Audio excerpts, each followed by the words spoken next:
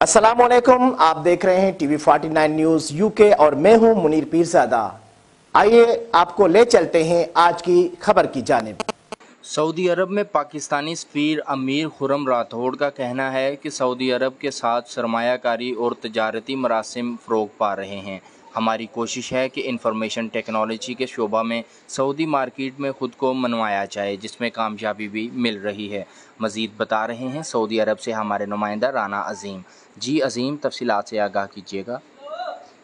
Saudi अरब के दारकूमत Riyadh में नामवर पाकिस्तानी कंपनियों के नुमाइंदों समेत कॉर्पोरेट सेक्टर में काम करने वाले पाकिस्तानियों से मुलाकात के दौरान सफ़ीर पाकिस्तान अमीर खुर्रम राठौड़ का कहना था कि सऊदी अरब के साथ हमारे सफारती ताल्लुकात के अलावा सरमायाकारी और तजारती मरासम तेज़ी से फ़रोग़ पा रहे हैं।